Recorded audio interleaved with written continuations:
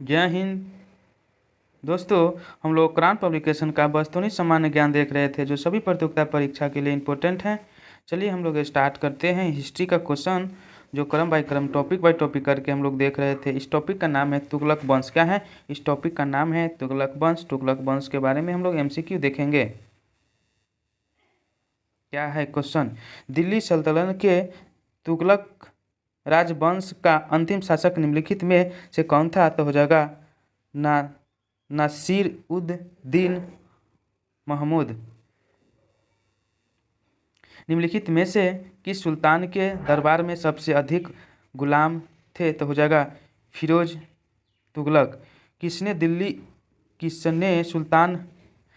सल्तनत काल में डाक व्यवस्था का विस्तृत विवरण दिया था? तो हो जाएगा इब्न बतूता।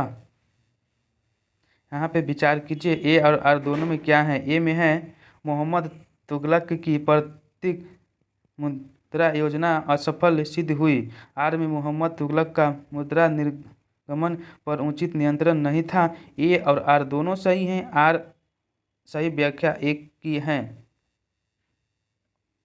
दिल्ली से दौलताबाद राजधानी के स्थानांतरण का आदेश दिया था? तो हो जाएगा सुल्तान मोहम्मद बिन तुगलक ने। अलाउद्दीन खिलजी के निम्न सेनाध्यक्षों में से कौन सा तुगलक वंश का प्रथम सुल्तान बना? तो हो जाएगा गाजी मलिक। अमीर ए कोही एक नया विभाग किस सुल्तान द्वारा शुरू किया गया था? तो हो जाएगा मोहम्मद बिन तुगलक। मोरक्को देश का यात्रा इब्न बतूता किसके शासनकाल में भारत आया था? तो हो जाएगा मोहम्मद बिन तुगलक के। निम्न में से उसके काल क्रमानुसार क्रम नीचे दिया गया है। क्या क्या होगा? 1 2 3 4 होगा। क्या क्या है? रुकनुद्दीन, उसके बाद मुबारक खान, उसके बाद फिरोज शाह तुगलक, उसके बाद आलम शाह। यहाँ पे ऑप्शन सी हो जाएगा।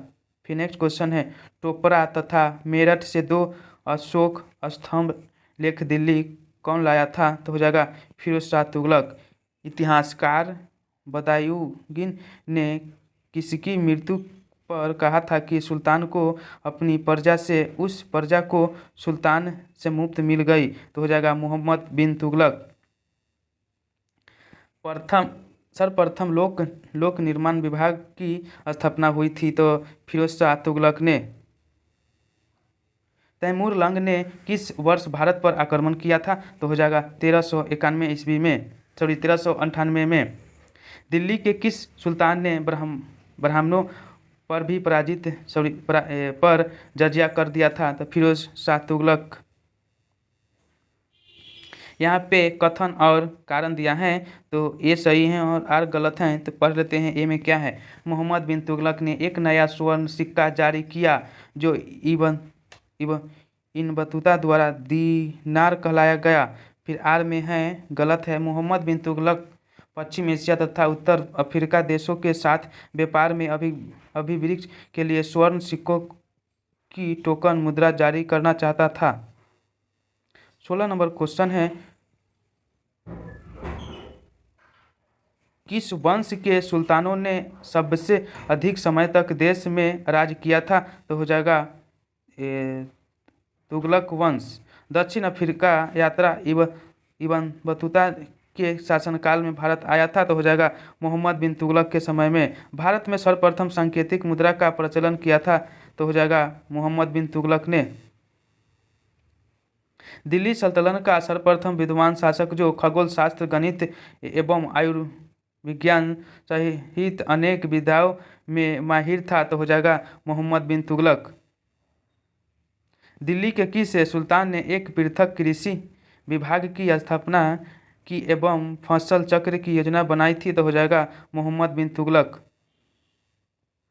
फिरोज तुगलक द्वारा स्थापित दार उल सफ़ा क्या था? तो हो जाएगा एक खैराती अस्पताल। निम्नलिखित में से किस सुल्तान ने फलों की गुणवत्ता सुधारने के लिए उपाय किए हैं? तो हो जाएगा फिरोज तुगलक। राज्य के खर्च पर हज की व्याख्या करने वाला पहला भारतीय शासक था फिरोज तुगलक। मध्यकालीन भारत भारतीय राज्यों के संदर्भ में निम्नलिखित में से कौन सा कथन सत्य है? तो हो जाएगा बलवन ने अपनी सेना के बलवन ने अपनी सेना की घोड़ों को दागने का पद्धति शुरू की थी।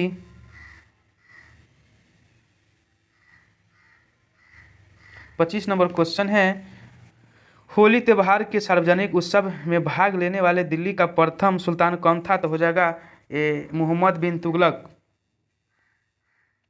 बेरोजगारों के सहायतार्थक दिल्ली के निम्नलिखित सुल्तानों में से किसने रोजगार कार्यक्रम की स्थापना की थी? तो हो जाएगा फिरोज शाह तुगलक ने। दिल्ली के किस सुल्तान ने इस उद्देश्य से एक अनुभव विभाग की स्थापना की उसे दोनों संप्रदायों के लोगों में एक दूसरे के विचारों की समझ बेहतर हो सके? तो हो जाएगा फिरोज तुगलक। तैमूर के आक्रमण के बाद भारत में किस वंश का राज स्थापित हुआ था? तो हो जाएगा सैयद वंश का। दिल्ली का जो सुल्तान भारत में नहरों के सबसे बड़े जाल का निर्माण करने के लिए प्रसिद्ध है वह था फिरोज शाह तुगलक। दिल्ली का सुल्तान जो दान दक्षिणा के बारे में काफ़ी ध्यान रखता था और उसके लिए एक विभाग दीवान ए खैरात स्थापित किया वह था फिरोज तुगलक। यहाँ पे क्वेश्चन समाप्त हुआ। जय हिंद, जय भारत।